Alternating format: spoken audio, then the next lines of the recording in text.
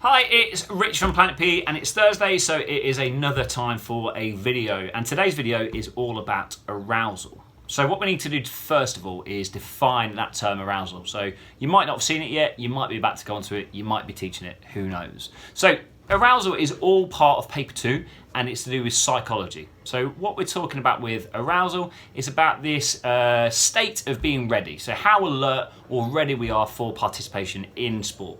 So we might go from being in a really, really deep sleep to being a bit of a frenzy, and it's somewhere along that continuum. Now, arousal might have some different responses to the body. So we could find we have some physical responses where we might sweat or our heart rate might go up, and also some psychological ones. And it's all to do with what we call our perceptual field. So basically, we might look at the wrong things or the right things depending on how aroused we are.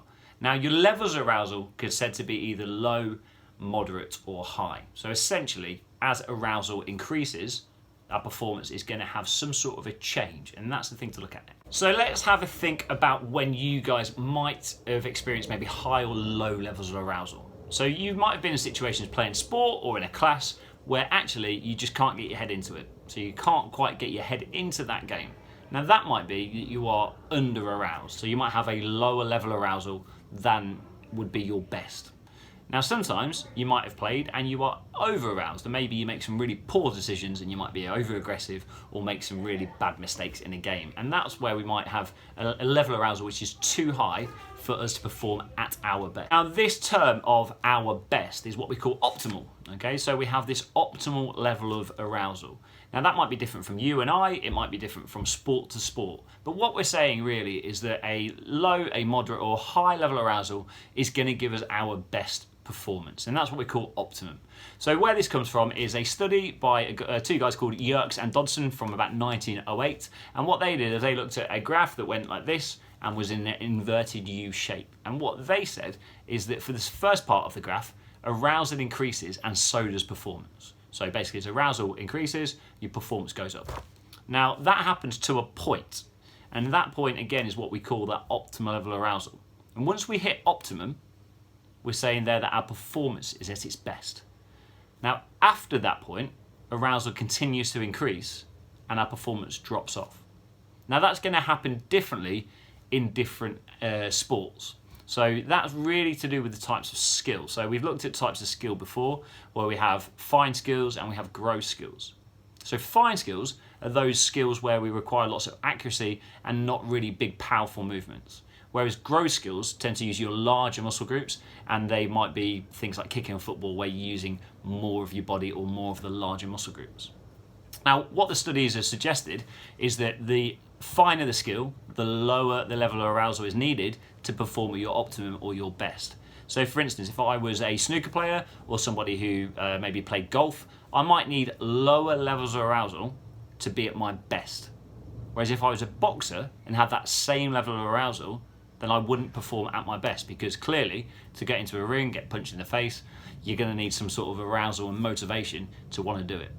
So in those gross skills, such as MMA fighting, boxing, playing football, we need a higher level of arousal to be at optimum.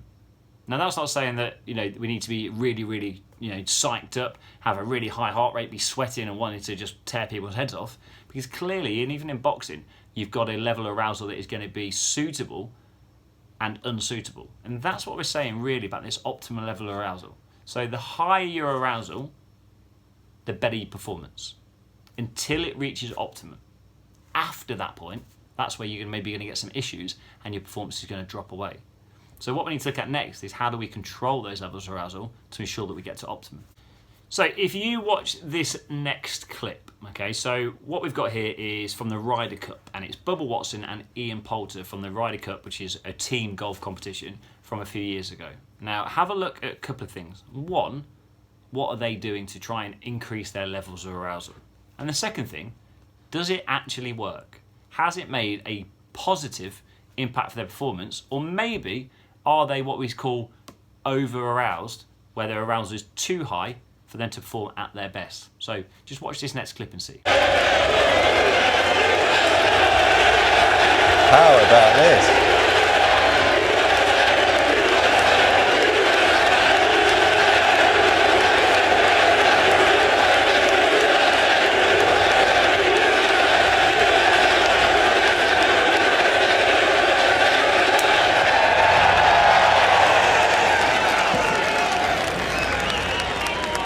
Not so good when you do that though.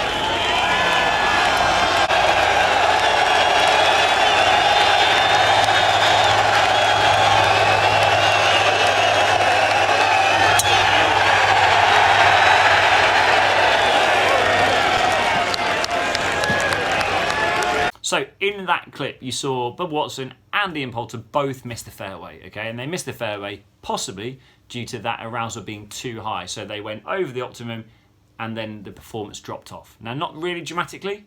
It wasn't a big miss. However, it might be enough to mean that their performance wasn't at its best. So therefore not at its optimum level of arousal.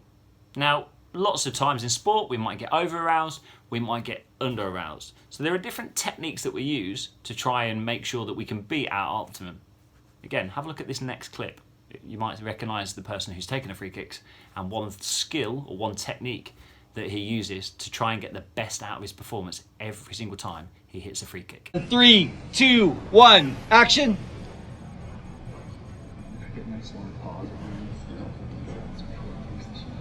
One sec. Okay, now we need another deep breath. One more deep breath, Cristiano. One sec. And action. Oosh. That's right. Cristiano Ronaldo. Every single time he takes a free kick, it's the same. He has that big, deep breath in. Now that is a technique that people use to control their levels of arousal.